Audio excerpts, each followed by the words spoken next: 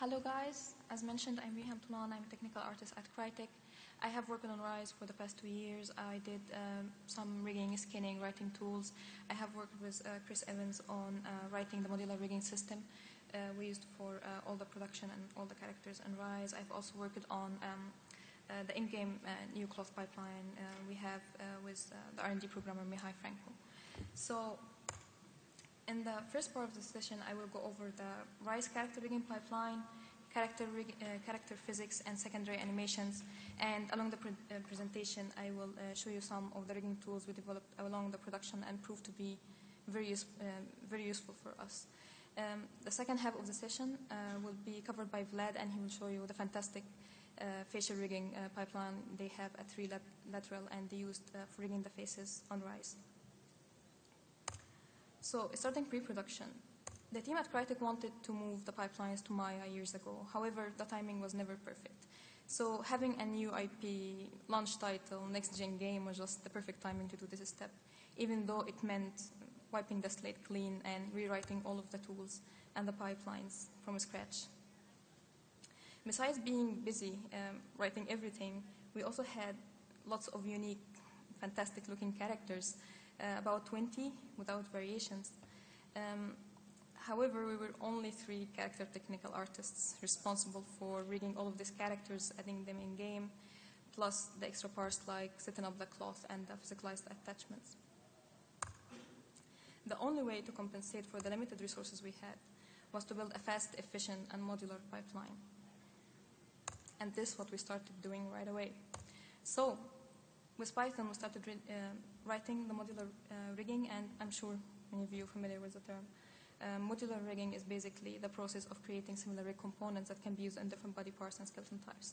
So if you think of an IK handle, simplest rig component, you can use it for an arm, a leg, a finger, quadrupeds, bipeds.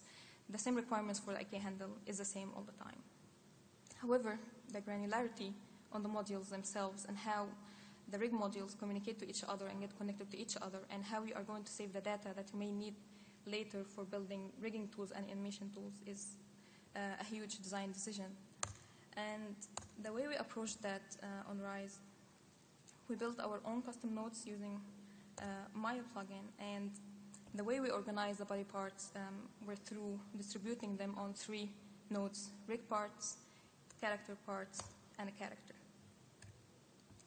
Starting with the smallest component on our rigging system, a rig part, an example of that would be an IK chain that will be used in another character part, like a head. Information that we store on this node is like start joint of the IK, end joint, the type of solver, and which part this small part would be a part of. And in this example, it's a head.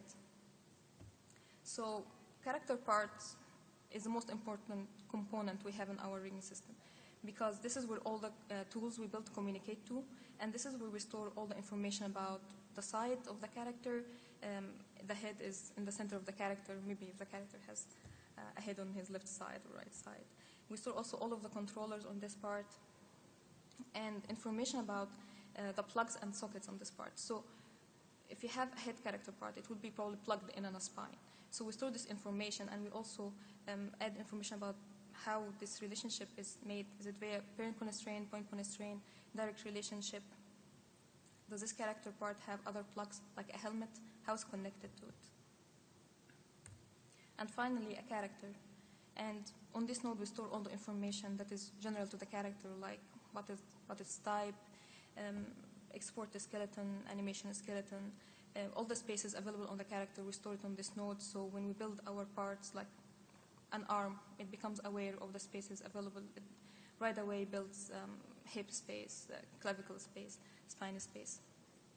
Also, anytime we add a rig update, we store it in this, so we can query, get pretty fast all the updates that we made on a certain character rig. All of this information and data were done and handled via a metadata node network. And metadata is simply information. So we add information that describes the relationships between the nodes and how they are connected to each other.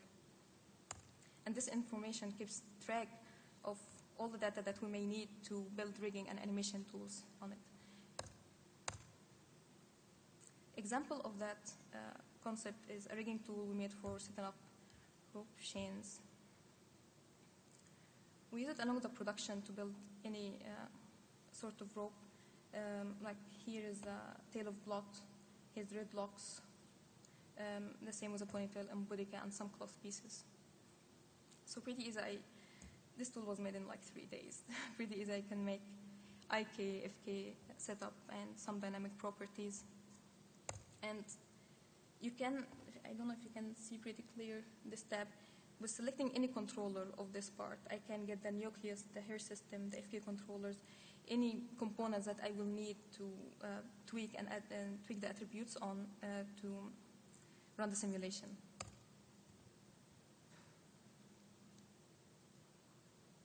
After we are happy with the simulation, we take it to another FK chain, which add another layer of control, solving collisions or tweaking the whole animation of the simulation. Another advantage of the tool that we can connect parts together. So besides having separate rig parts for each rope on the dreadlocks, we can connect them together to create more global control. And this is pretty useful if for a rigger is going to simulate all of these ropes. Just having a global control, put the ropes in a good default position from the beginning is very helpful.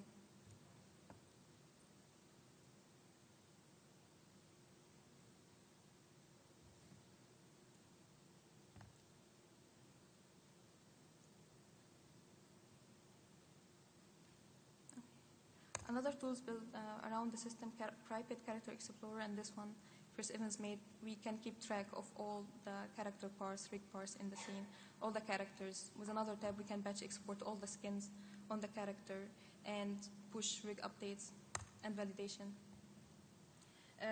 This one acts, the animation toolbox acts like a rig interface. And the good part about it, it doesn't look fancy, but it's pretty readable. And the animators stop asking for a fancy looking GUI after.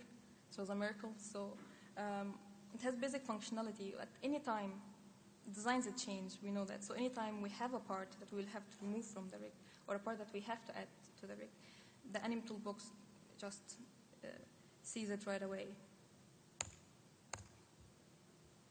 Here's an example of building the rig from scratch on Rise. So here I'm running the template of the rig.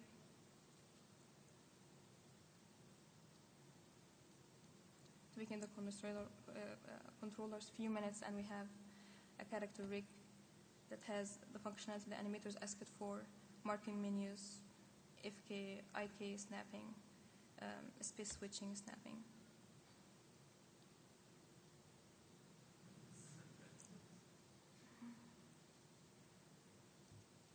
The tools become aware totally if the character has a dismemberment limb.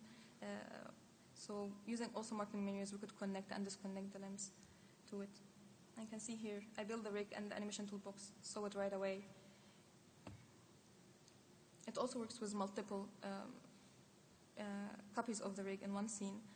So with animation toolbox, we can operate on single character per time. And it will never break because there are multiple rigs of the scene, which is pretty good. Okay. So to recap the advantages of the system: instant creation, run the template, few minutes, you have the rig done. Rigs consistency, all the rigs will have the marking menu, space switching, IK, FK snapping, basic functions working.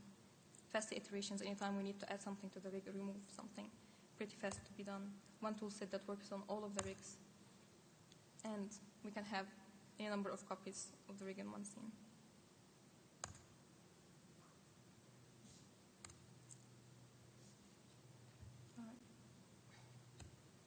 This is an example of the in-game gameplay and Rise. So characters in Rise and action-adventure games in general have longer lifespan than FPX. Characters come pretty close to the camera, and sometimes we have actually slow motion animation on them.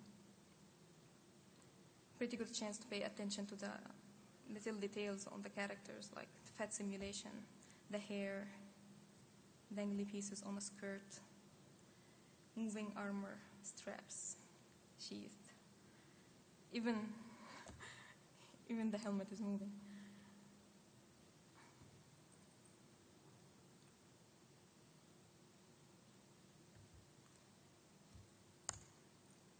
We couldn't really ask the animators to animate all of that. Impossible to fit in any kind of animation schedule. So we made a decision that this would be 100% runtime simulation. That being said, we also wanted some animation blending just in case. So we had universal rigs and Rise. The rigs used in cinematics are the same in gameplay.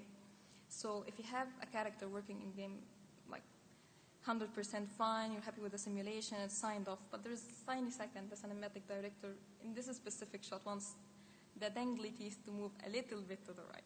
Well, this is the time you can give to the animator and make them tweak it exactly how the director wants it. On Rise, we relied on the properties of pendula and springs because it's pretty easy to write a fast and simple simulator for both types. This is what Ivo Herzeg said. He's one of the best R&D programmers ever, so I'm not really sure how simple it is. This is up to you guys to decide. In this example, I will show you how we set up the pendulum, using one of the dangly teeth on these characters. I'm moving the setup to the side, so you just can see pretty clear. A pendulum is basically a sphere with a mass that is connected to a fixed rod, which on its turn is connected to a pivot point.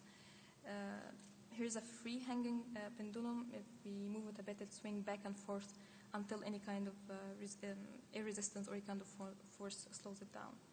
The length of the rod affects the simulation, so the longer the one makes it the object heavier and the shorter lighter. We also had other physical properties like stiffness, damping, and mass. And using that, we can really make the pendulum gravitate towards any direction we want. To constrain the motion of the pendulum, we had three types of constraints: cones, and we can tweak the radius of that, and hinges, which creates a 2D plane. Swinging on the direction we decide. And also half cones, which is pretty useful proxy to create a collision with the body it's attached to. Then we attach the pendulum to a joint that is where the assets are skinned to, and we add all of these properties. We see the feedback real time while the character is being animated in the editor.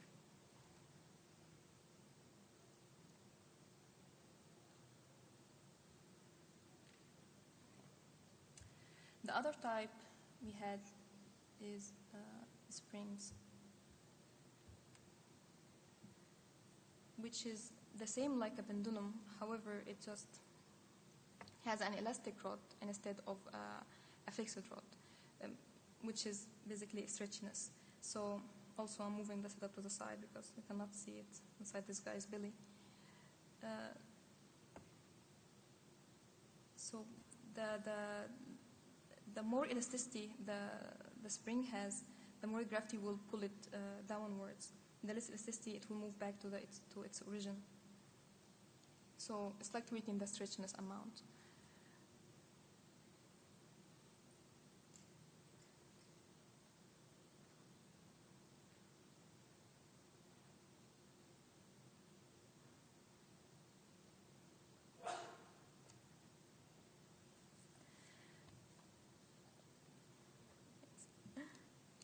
Okay, to constrain the motion of the spring, we use a special kind of sphere, which is scalable on both sides. So we can deform it into an ellipsoid, an egg, or half a sphere, with scaling one of the sides to be 0.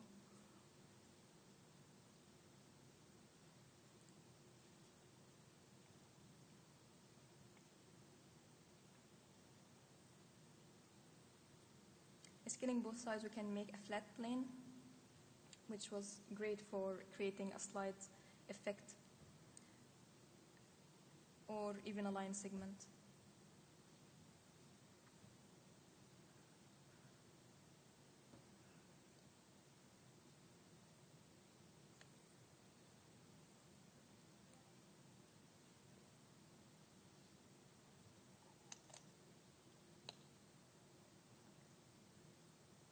So in this example, we had 3 springs, and pretty exaggerated elasticity just for demonstration. We also used some springs for enhancing the flesh on some of the characters, like Nero had 8 springs on both of his cheeks. With the same sort of setup, we also used on joint chains, like on this character here.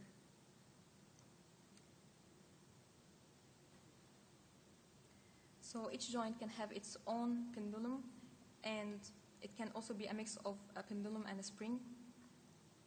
Each segment has its own constraints. So using a simple system to set up, we can create a more complex feeling of a rope. Using the same setup, we also did the necklace on the fiber brain.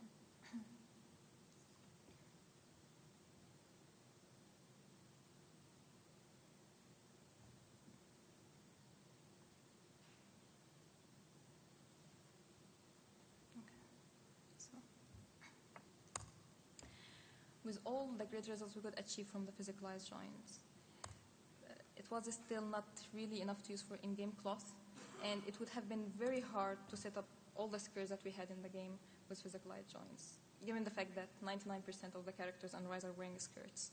So why not work on a new in-game cloth system? With prototyping hundreds of skirts, we knew what we cannot do before what we can do. So the runtime deformation process happens on the CPU, which is pretty expensive compared to the GPU.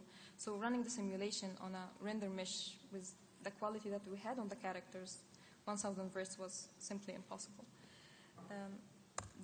For the same reasons, we also couldn't support layers. So we made an alternative that is similar to you who uses Maya in cloth, probably using a real-time wrap deformer with a simpler simulation mesh that drives the render mesh at runtime. And with vertex colors, we can decide which vertices will be 100% simulated and which vertices will be 100% skinned, like input mesh attract also in Maya in cloth. This is an example of the render mesh and the simulation mesh on Marius' skirt. You can see how we would align them. The render mesh of Marius' skirt is 720 vertices, simulation mesh never exceeds 300 vertices. It had to have special properties. The distance from the body was very important to avoid any collision breaks, plus the topology and a clean edge flow. Getting this right was 75% of the cloth setup. So setting up collisions, we started using fizz proxy setup in Maya, or hit proxies. And it was good for just prototyping, but unfortunately it's tied to the skeleton. So if you have 5 different characters and they are not exactly the same volume, but sharing the same skeleton, the cloth in certain cases will look like it's colliding with an invisible wall, or sometimes it will intersect with the body. So it had really bad coverage. And the process was pretty slow, tweaking the proxies inside of Maya, exporting to the engine, seeing the results, and then going back to Maya, tweaking the proxies back and exporting back. Very slow and tedious. So we luckily had the cloth editor working pretty soon. And with the cloth editor, we could create fizz file that is connected to the character, totally separate from the skeleton.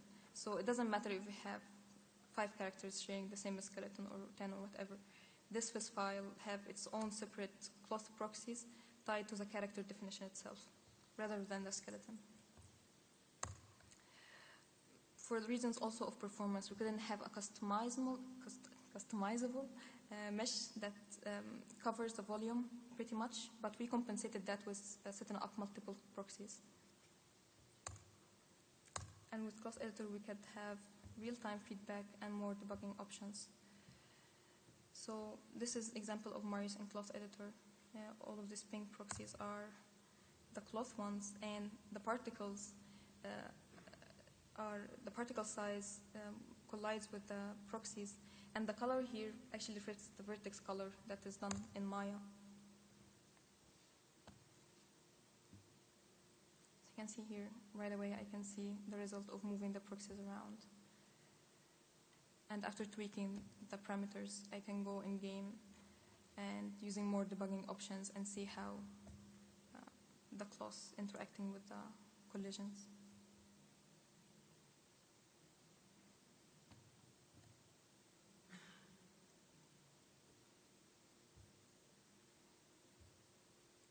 Okay. With the kind of animations we had, sometimes we have characters flying and evading and jumping and 180 degrees turns. A combination of that would break the cloth. So we had to figure out an alternative where in these situations, animator can tweak the cloth shape and then with a blending attribute mix it with the physics in engine and his pose in Maya. The skirt rig pretty follows the character, and we can even add blend shapes to fix some shapes on it. With layered of deformations, riggers can tweak the shape of the skirt.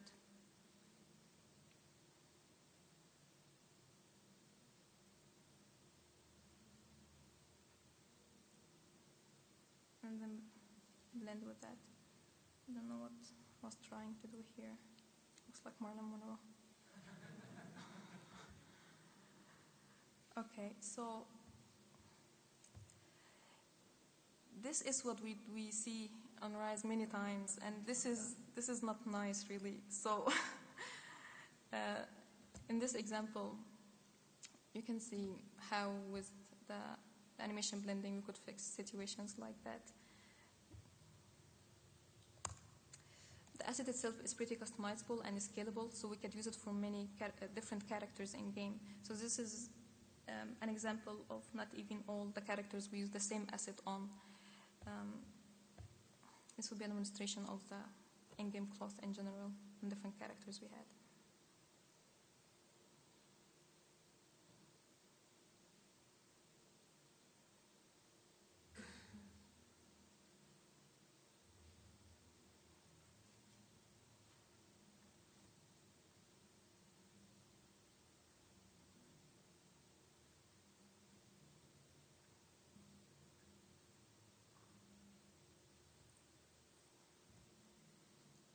I've been evading a lot. It wasn't possible at a certain point of the production, so I was so happy we could do this without seeing any disturbing things. All right, that's pretty much it. Thank you guys so much.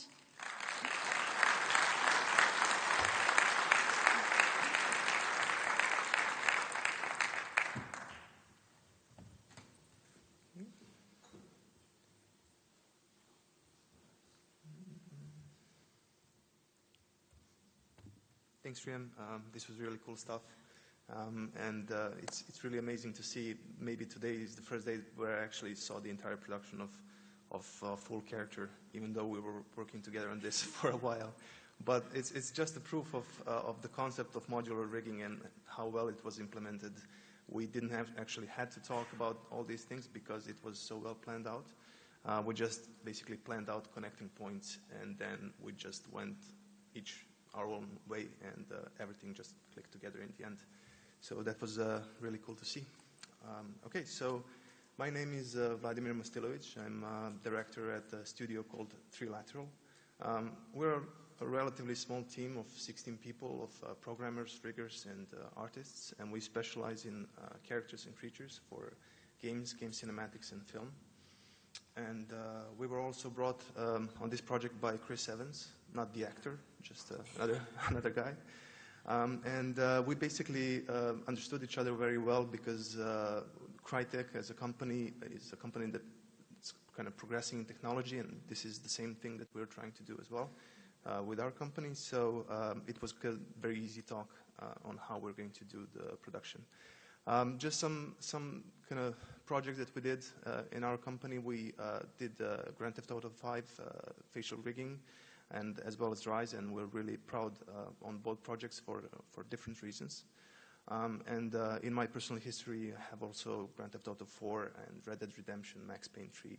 So it's really, I'm just saying this to kind of explain the hundreds, maybe even over 1,000 rigs that went through our system. And over time, we kind of sublimed the techniques and simplified them as much as possible and made everything automatic as much as possible. Okay, so moving on to RISE, which is the topic, facial rigging. First thing, I'm sure many of you have already seen, but I just made a 2-minute cut of sort of highlights, in my opinion. Might as well see this. We'll have sound.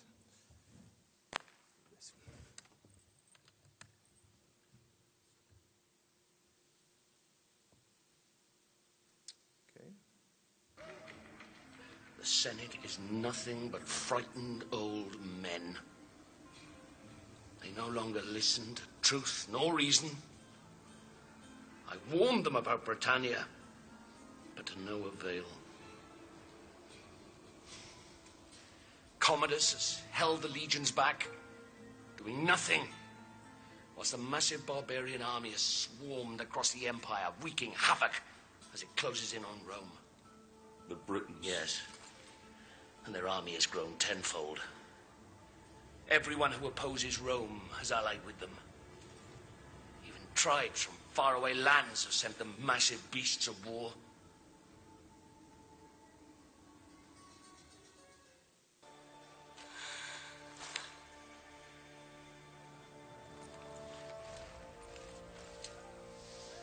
Damocles.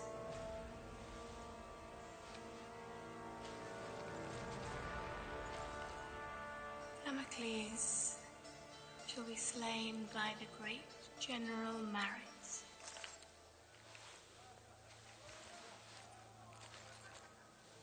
That general shall be slain by Damocles. But Emperor Nero, he can only die by his own sword. Darius Titus, you are a general of Rome. I brought you here to protect me from Damocles. But you are Damocles! God's protect. You are Damocles! Indeed I am. And my story is almost at an end. I became driven by one thought, one solitary desire. The desire for vengeance. Vengeance against the Emperor Nero, who had my family butchered. Vengeance against his despicable sons, who betrayed my legion! Okay, so that's what we're going to deconstruct. In this next slide is basically an overview of my entire presentation. We'll go into details, don't worry, but first is scanning the actor for creating a digital double. Then the next step is creating a muscle-based system, muscle-oriented. It's not muscle simulation, but organizational blend shapes in Maya, which will, it's basically, we'll sometimes like to call it a biomechanical model of a face. We basically scan muscle contractions and then just parameterize them in a rig. And that ends up being in a scene which was done with full performance capture. Okay, so just some production goals which were set to us. Characters should be based on real actors. It's a story-driven game with very well-directed performance. We have 10 story characters, 12 secondary characters, all unique. Short production time as always, and approximately 90 minutes of face animation that needed to be done. From these goals, we have identified challenges to us. Definitely the biggest one of all is designing high-quality face rig, but that will also run in real-time in animation pipeline, is able to LOD seamlessly, builds quickly, can reuse animation, can be solved too from video, which was captured at full performance capture session. From these challenges, we have proposed 3 main solutions. First one is to scan the actors. The second one, creating the robust face rig with the contextual face shapes, which is something which I'm going to explain in more detail a bit later in the presentation. And it's supposed to be done with joints and blend shapes and a hybrid setup, so that we could fade away blend shapes as means of LODing the face rig. And finally, everything will need to be organized in a database in conjunction with build tools, which use a rig template. Now, first thing was to scan the actor, and out of all possible techniques available, we have chosen photogrammetry for these main reasons. First one is that capture is practically instantaneous. It lasts for about a millisecond, which was very important because we had to carefully direct sessions to get from actors not just angry shapes or frowns, but specific facts, muscle contractions, so that those shapes would be actually useful for building a face rig. This technique is non-invasive. There is no structured light being projected at the face, and no lasers are being used, which are often even dangerous for eyes, so people have to close the eyes for a scanning session. The third one is also a crucial one. It captures both color and 3D geometry. And color is actually needed for creating correspondences between the scans, so we can kind of conform the neutral mesh of the character to each scan and basically create a blend shape from it. And we use color information for that. It really has the best ratio of price and scan quality. We have done all the scans at Infinite Realities. I'm sure that many of you are familiar with what they're doing. So this setup was using 36 DSLR cameras, and scans were reconstructed in Agisoft.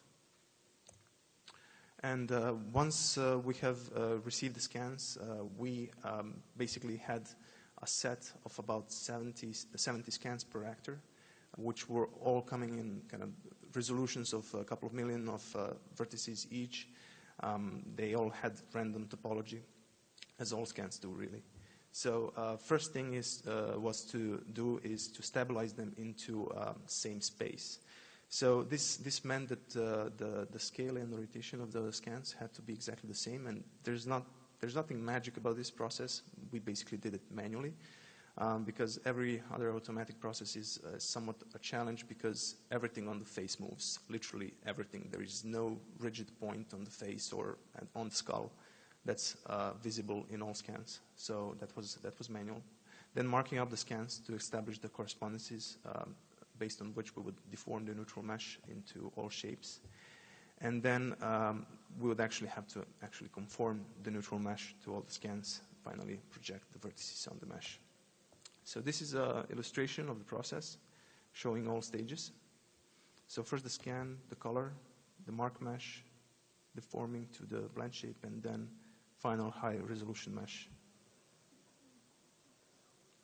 The high resolution mesh was used for creating animated normal maps. Just a couple of more examples.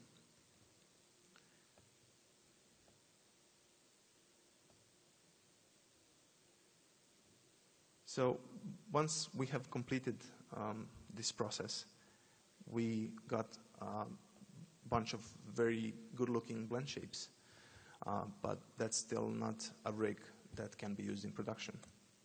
So next step would be and actually I put it as a second point, but actually it's the first thing. It's neutralization. That means the resulted blend shapes now need to be judged by the artist, and we need to see whether the actor actually did the correct muscle contraction or didn't. And if they didn't, then we have to correct it. Some people can't do all, actually most people can't do all fax shapes. They can't do all muscle contractions in an isolated way. So some shapes had to be modeled manually. Just so it was really for practical reasons, because you can't really insist on people doing isolated facial muscle contraction. It sort of ends up being a really stressful fax session. But it's just important that we get at least 70% of actual scans done in that way. And finally, because we can only see the outside of the face, not inside, we had to perform some stress measurement and quasi-simulation methods to kind of figure out the deformation of the eyelids and of the mouth sac. That's obviously not recorded by scanning session. And this is basically stress measurement was edge-based, so we were just looking how much edges have deformed, and then we would have a counterforce that would relax those edges. I would just like to glance at the future of this process. We have kind of identified some things that can be better. We would still go with photogrammetry. One thing is we would like to remove the markers. Even though they're a lot of fun in sessions, they're not really practical because it takes about 45 minutes to mark people up. So instead of using markers, we would use actual pore detail in faces and track every pore in every scan. And for that, again, we're using texture information. So we have written this computer vision software which will find identical features in a human face on all scans. And it does it in a progressive way. As you can see from left to right, it first finds sparse correspondences, and then after that step is confirmed, we go denser and denser until we have tracked every single detail in the face. So what this gives us is, well, first from about 250 markers, which we had to mark up manually, now we can find them automatically, and from 250 we're now moved to millions of reliable correspondences for each blend shape. So what this effectively means is now we can blend shape between scans, and this is a huge thing, and I'm sure it's going to affect the future quite a bit. And this is just one example of that. So as you can see, it still has some problems below the nose, but that's something we're still working on. We have already promising solutions to that, but we feel that this is crucial for being able to kind of, as always, if we make process easier, then the result will, the end result will definitely benefit from that. Okay, so that's it with the talk about the scans. The next thing is obviously to create a face rig. So like I said, it's facts-based. The second thing, it's contextual, and that's really the main thing about the rig. Every shape is a contextual shape, which means that it's not unlike ordinary blend shape, which is simply additive. Let's say if you have a smile and opening of jaw shape, in a blend shape node would just basically add those vectors. But a simple addition is not how actually skin behaves in reality. So in reality, really, when you do a smile and jaw open, you have to have a third shape that describes that shape. So that's what that means. It's every shape was contextual. Of course, we didn't do all shapes as contextual because rig will then have 10,000 blend shapes. We have to kind of, in an artistic way, prioritize the shapes and choose the ones which are important against the other ones. And then the face rig also has a seamless LOD system, which we go through at a later point. So facts-based, like I said, means muscle-oriented, and this is in center is the user interface to this rig, and in comparison to the illustration of muscle anatomy, you can see a lot of analogies between the two. And here we have I have created a short video showing how some of the controls work. So basically, sliders represent muscle contractions. So we're seeing the eyes, some squinting. Then the radial sliders represent stretching of the mouth in various directions. And each of those sliders represent an actual muscle. So we can kind of stretch the mouth in all directions. After the stretching, we also have the compressing shapes for compressing the mouth and opening the jaw finally. Now, of course, we have more shapes, but just because of limited time, it would be sort of even boring if we go through every single shape. But what you've seen here are the main shapes. Those are the most important ones. Everything else is basically just to support these shapes. So traditionally, fax rigs were always preferred by movie industry. but what they actually meant for production is that they were usually very hard to animate with, because fax is sort of scientific process. It's not really for every production. That's why it was used mostly in movies and not in games. But that's exactly why we have created the following thing to make it easier to animate with, and that's called rig logic. Rig logic is a set of rules on when each shape is going to be fired, maybe some counter animation happening. So basically what rig logic does is whenever an animator would need to counter animate in the rig logic would do that instead of the animator. So what this means, how this actually looks is, as you can see to the left side, compared to the right side, when you mix soft ice and blinking, left side doesn't break, while the right side breaks, and quite heavily. So animator would, in this case, need to counter-animate the blink, and this is a really painstaking process and lasts for a long time. Also, in this example, I'm showing how the meaning of the shape on the right side is lost. This is quite demanding shape, but the left side still holds really well. And finally, we show here the protection from collapsing the geometry. As you can see, the one on the right is heavily broken, while the one on the left still holds its emotional context, the meaning. Now, contextual shapes they sound great, but they have also introduced a huge complexity problem. And just to illustrate this and sort of to brag off as well, this is a node of contextual shapes, a network of contextual shapes consisted of about 60,000 curves. And this was just a nightmare to handle. And for a while, we even thought that this wouldn't even be possible. So it's just like a city being zoomed in from a satellite. But in order to be able to deal with this, we have written a system that will represent this. Because all those shapes, even though they're impressive in their numbers, they actually each have a meaning. So this is a metadata pipeline in a sense. So this meaning, we call these shapes kind of entities, and as such, they could carry joints, blend shapes, animated normals, animated colors. We're not sticking to a sort of, we kind of abstracted the rig in a way, and this is sort of a representation of that abstraction of the rig. So we have written this node-based interface, which will show us the dependencies between the scans, between the shapes. And looking at this way, the rig looks much less scary now.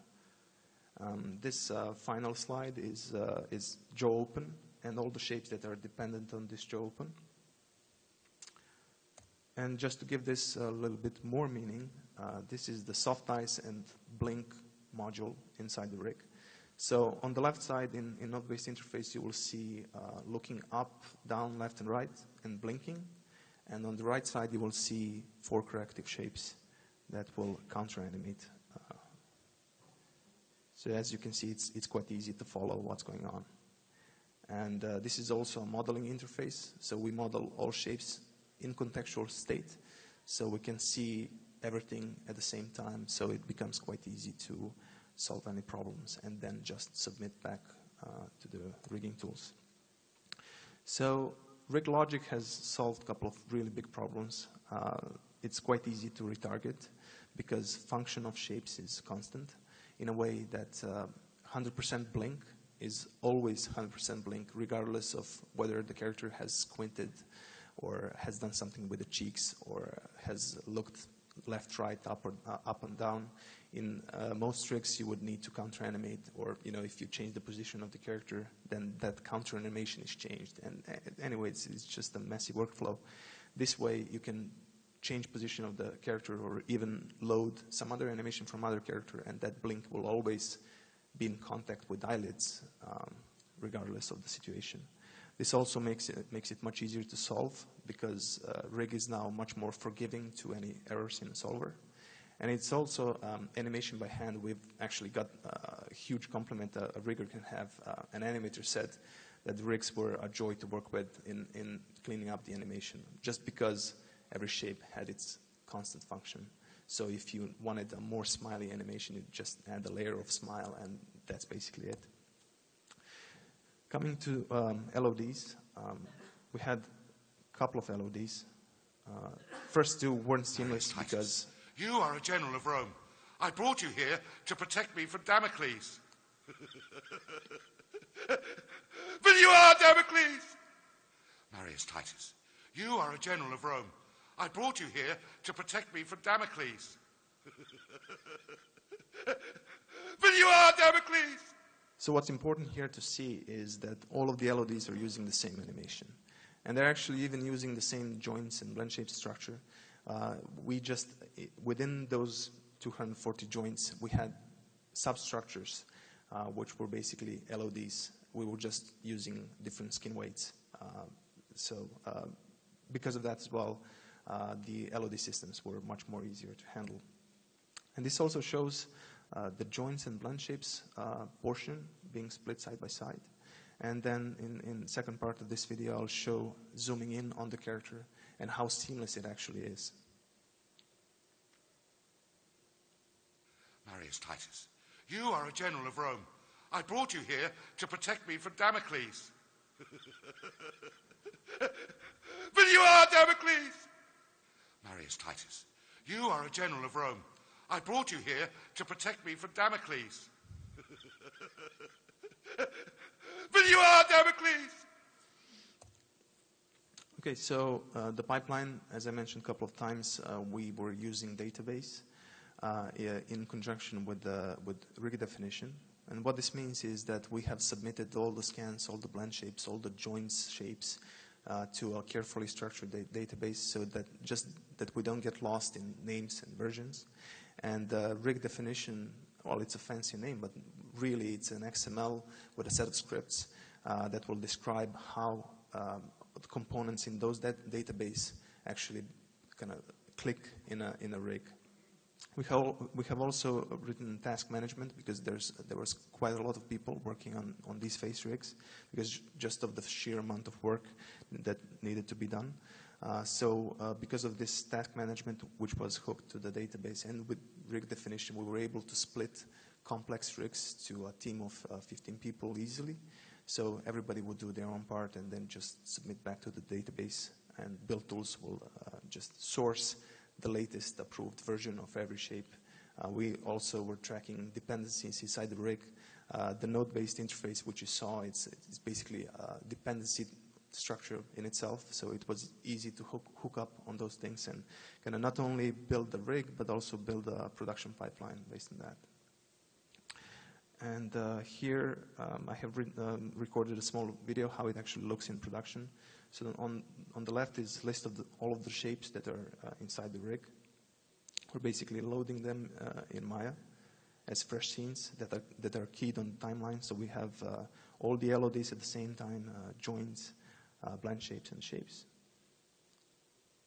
And this is just to show the generation of corrected shapes happening in real time. Once the shapes are done, we can just submit back to the database. Here I'm showing the switching of the character, how easy it was to do that. So this is Vitalian, just loaded 2 shapes to kind of demonstrate the point. And finally, the build tools, this is how building of the rig actually looked like. This is sped up about 100%. But within this, we were able to track versions, build characters with a different up axis. We hate working with Z-axis in Maya. It's just managing viewport is so horrible. So we always work with Y and then build with some other up axis. And all transforms came up nicely frozen and arranged. So this is the rig with all the LODs and the functioning user interface. This is just to test it out. And finally, we loaded one animation. And that's how easy it was.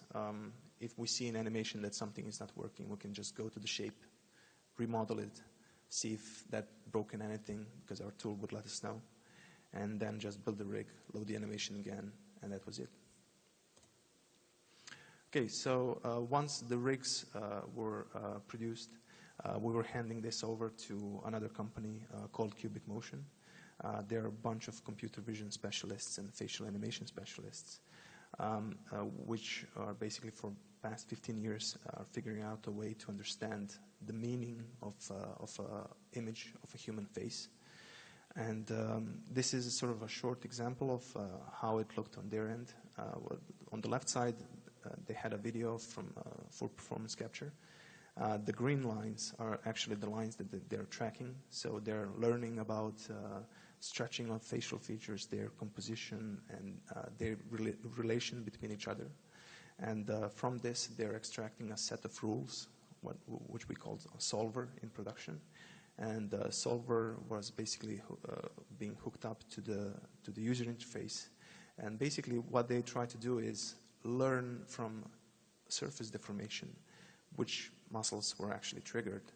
And once this solver was made, then the scaling up of animation process was quite easy.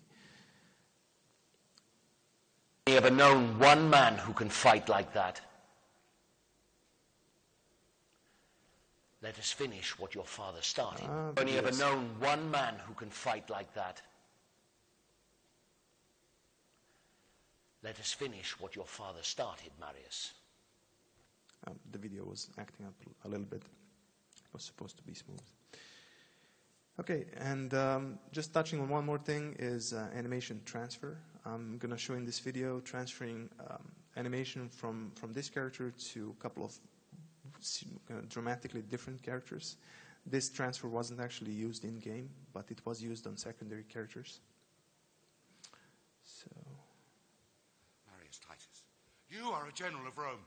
I brought you here to protect me from Damocles. But you are Damocles! Marius Titus, you are a general of Rome. I brought you here to protect me from Damocles. But you are Damocles! So you will see that animation can be maybe transferred better, but we intentionally didn't change it because of the fact that these characters are using all the same animation curves. So because the characters are so different, it should appear much more broken. But this quality is sort of good enough for secondary characters. Or if you need to clean it up, then it's a good basis. So once again, overview of what we did. We used scans to build digital doubles. We ended up with a parameterized muscle-based rig. And finally, that rig was animated with a rule-based solver. And also, one thing that I would like to touch on is advantages of this approach over using 4D. Because 4D is growing quite big in the industry, and we have some opinions, I would say, on that. So the 3D rig, digital double plus solver, is basically compatible with all existing pipelines. And full performance capture is kind of seamless on that kind of workflow. There are no issues with the lips or eyes, so it's a sort of solution which is well-rounded without any existing problems. Faces appear visually integrated in the rig in gaming world because 4D sometimes can show a promise of really great quality, but everything else can look a little bit disjointed at times, even in the face itself, when you see like really cool wrinkles around the eyes, but the teeth and the lips appear completely broken. We feel that's an issue. Production is easily scalable with this approach, because as you've seen how easy it's built to build the characters, address any problems, and then just propagate that into the rest of the pipeline. There's minimal overheads, and this is quite important. Performance can be edited after. So not only that we actually want to change actors' performance, but sometimes we just want to change where that actor is looking. And with 4D, that's quite difficult. Then character appearance can actually be changed, and I think this was the plan for Rise as well. We ended up using digital doubles, but they were meant to be transformed into a slightly different appearance. Animation data is very light, and animation data is reusable, like you've seen. And finally, it's quite easy to LOD. Okay, thank you. That's it.